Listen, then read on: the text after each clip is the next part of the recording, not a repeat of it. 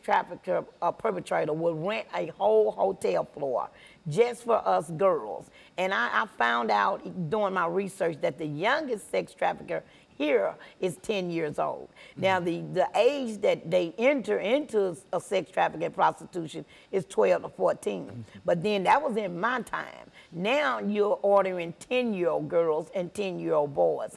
So I was really wanting to be rescued. I really didn't get rescued. People ask me all the time, well, how did you get out of it? Well, I aged out of it because I didn't have anybody in my time and in my community that really even cared about any kids missing. We have a lot of missing kids, and it's not because they ran away from home. It's because they were snatched up, and I'm talking about right today. All the missing kids report that we have that no one is doing anything about. It's because they snatched up. And I just have to say this, Dr. Haney, before I go further. I want people to think about the Nigerian girls. I want them to think about how can you go get 300 little girls out of a school in broad daylight and no one know where they at. Now, I'm already puzzled about the airplane that they can't find. But now we're talking about 300 little girls from age probably 12 to 14. So that means the government is involved. It's a cover-up. And until we start facing this and speaking on this, then we're going to have this. And so I got rescued because I aged out. And I aged out, I was like 42 years old, but I aged out at 30 because now by then I'm full of drugs, I'm homeless, I don't feel like I belong to anything, I don't want to live, so I'm not performing as good as the 12-year-old I once were or the 14-year-old. So that means I'm costing them money. See, you'll cost them money because now they got to feed you more drugs, and that means the price is going up. Then you got the clients, the perverts that's complaining because I'm not performing like they paid for me to perform. Well, I'm handcuffed to a bed, I'm gagged by my mouth so I don't scream, and I'm drugged up. So I'm laying there like a limp towel. So that's more complaints for them. So after about 29 or 30, the men started just leaving me alone because I'm drugged out. And so once they left me alone, I'm saying about 32, I was just lost. I was out in the streets. That's why people say Clement Greenlee was homeless for 10 years. I truly was. You shame to go home, you can't face your family, and then you don't even know what to say. Even though my family loved me unconditionally, I'm the one that was shamed.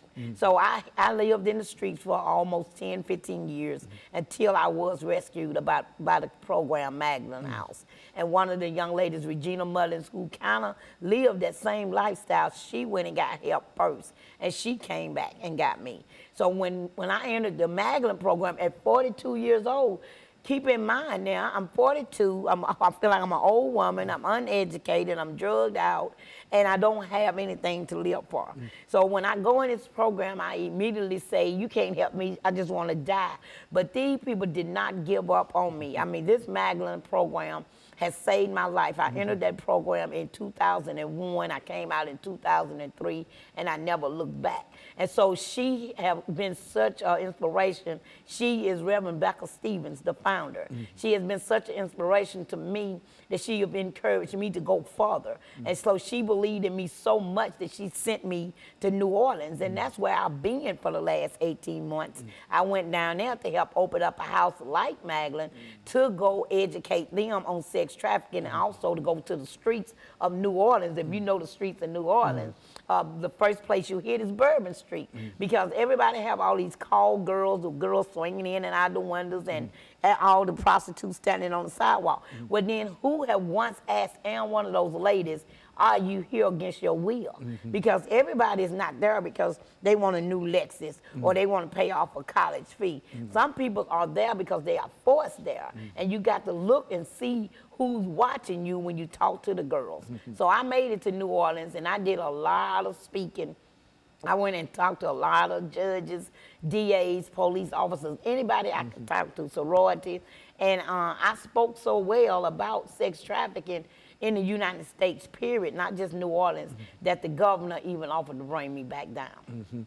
And so it's a real problem, you think, in the city of New Orleans, and would that be typical of some of the other cities? It's not as hidden there, perhaps, as it might be in Tennessee. No, the stats show that number one is Atlanta. They show, that proves that. Then you got Texas, because it's running down that I-10 line too. So you got 5 states that's really is major in it, and New Orleans just happened to be one of the states that made their laws a little tougher.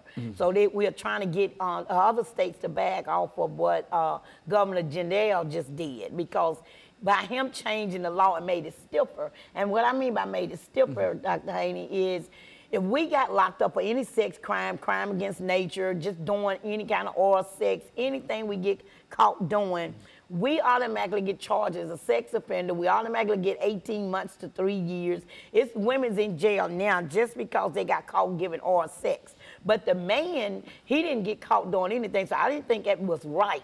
So if you're going to force us out here, and then this man is going to be a pervert enough to pay for me, and I'm 12 and 10 years old, then I feel like then you need to be accounted for too. So my call was to ask them to change the law and make it stiffer on everybody, not just us. You make it stiffer on the men's, and you make it stiffer on the men's who are putting us out there. Well, it appears to me, Ms. Greenlee, doing this as we end this first segment, that this is a real problem in America today. Is that what we're saying? This is a huge problem in America today. And we'll be back with our audience following this very, very short commercial break.